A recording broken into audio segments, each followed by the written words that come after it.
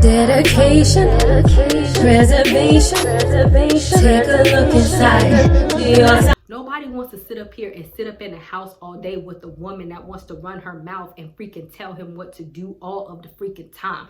Some of y'all just need to fall back. Just like you don't want to sit up there and be with a man who is super controlling and want to act like your daddy all the time. So stop being so freaking controlling. Stop acting like his mama. Stop trying to ground him. Stop trying to go through his phone every 5 seconds. You know, just like Why Did I Get Married? If y'all remember that that movie, it takes Marcus 1.2 miles to go get gas, and then he works 5.7, and you checking his freaking mileage and his speedometer and how long it takes him to get to point A to point B so that you could check where he is. If you have to do all of that because you don't trust him or whatever the case may be, then find another way. I think as you mature and you start to understand what to look for in a partner, who do you want to pair your life with? Would you rather have somebody who treats you like a Rachel and be head over heels for that person without realizing that they are not head over heels for you just because of appearance sake or how they look? Or would you rather have somebody like Leah that maybe she might not or maybe he might not be the absolute most gorgeous model looking type, but they're still attractive, but they're able to give and treat you like gold? And so really you have to start looking and getting to know people on more than just a superficial level. Maybe God may be trying to show you something in an individual person and maybe trying to show you that you're freaking shallow. That the type of woman that you want to become while you're waiting, because you will be becoming, should be a woman that is sought after by other men. Being basic, and what women do is just staying on the basic mundane level, put you in a category of a whole bunch of other women. And guess what? Anybody can sit there and wait and not do anything much, but what makes you different from the next woman that's looking at this dude right there?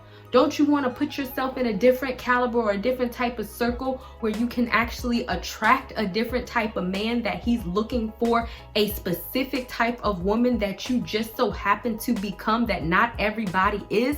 Because a lot of women don't want to look at it from the opposite end of the spectrum. Just like you want the best possible man for you in whatever capacity that looks like according to your own stipulations, the man also wants the best possible woman for him according to his own stipulations.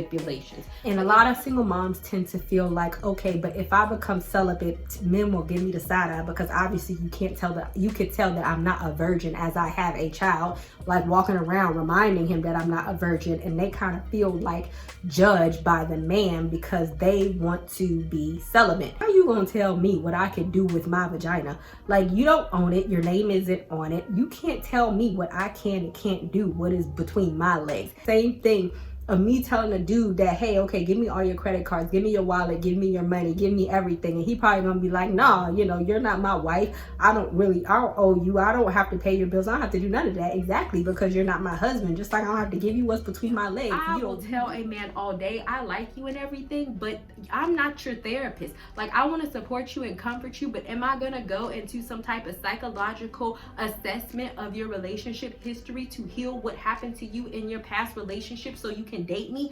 No, I'm not. I'm sorry. Come on now. So it is not your job to try to repair or to fix, or even take it this way. Sometimes men will feed out mistakes that their ex have done so that you know what mistakes not to make. Don't do that, because no, if a man is truly over his ex, don't sit up here and let him compare you to some other. So before you go to sleep at night, whatever issues that you have, they need to be resolved. Either they need to be resolved into a solution. That could be, I agree to disagree with you.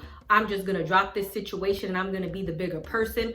This relationship is not working for me because whatever we're disagreeing about is just so big that this is just getting on my nerves, aka you have cheated on me for the 15th time and I cannot let the sun set on my anger because this is crazy. But at the end of the day, this should not be oh, I'm gonna go to bed mad, and then when I wake up, I'm gonna be staring at him when he wake up to know how mad I am, and then in the afternoon when he come home, I'm gonna be looking at him again so that he know that I'm mad, and then next week when we go visit his mama, I'm a vent about it. And all of this is carrying on way too long, and ultimately there is no solution to the problem. Said in verse 31, they said, should he be permitted to treat our sister as a prostitute? So my point is that a man, these were her brothers, but regardless, any man who truly loves you and have truly intentions for you is not going to allow you to be disrespected in his sight. They're not going to disrespect you. It does three things when they love you. They profess, meaning that they give you a title, they call you a girlfriend, they give you a wife. You know, we see that in the story with Dinah. That's what he wanted to do. He wanted to give her a title. In the story of Tamar, not so much. They provide, which is what we also talked about, is that in the story of Dinah, he was like, whatever you want financially, I will give it to you to show you that I am a good husband for Dinah. And they protect.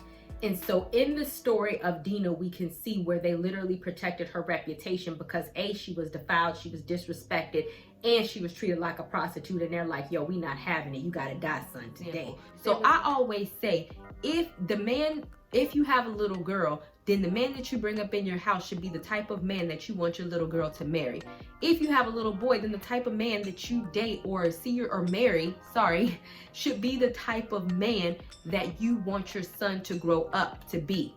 Because if you marry that person, then they are going to provide an example for your child. And you can't just separate that and say, oh, I feel like they're a good man to me, but they don't really want to be bothered with my children. It really doesn't work like that, because if they in the same household, then they are going to be an example to your children. But a lot of women, when they go on dates, they are so busy barking, talking all the time that they never be quiet to listen. And because you're not being quiet, you're not actually observing what the person is saying and if you want the same things and if this person is a good fit for you. So don't get too infatuated just because you're on a date and he meets the bare minimum of what you require. So the bare minimum would be him saying, oh, I'm a Christian and I believe in God. That's the bare minimum. Okay, but what else do you want? What else is he about? Where else does he want to go in life? If you're familiar with the story of Esther, she could have had her head chopped off by going in front of the king petitioning for something if she was not invited. So first, she made sure that she looked good, because I'm sure if she was to come in front of the king looking a hot behind mess, it may have been more likely that she would have got her head chopped off, because you're looking crazy, Esther. What's going on, right? And the second thing is that he was like, what is your petition? He had already told her, I'll give it to you. But then instead of asking, she said, I want to prepare a banquet for you. So sometimes we just have to give, before we receive. Like, it's a lot of times in relationships, people tend to think about what can I get? What can I get? What can I get? What can I get? Why don't you set your mindset on what can I give? Third, who can argue with you when you're saying, no, the master created me and he created perfection in my imperfection? And when you own that, people will start to conform to what you're selling, because a lot of people don't have the courage to step into that, to own it, to recognize it. And when you do, that is the uniqueness that people start to respect, and that is when people will be drawn to you. To every good word, it takes patience like a butterfly. Transformation.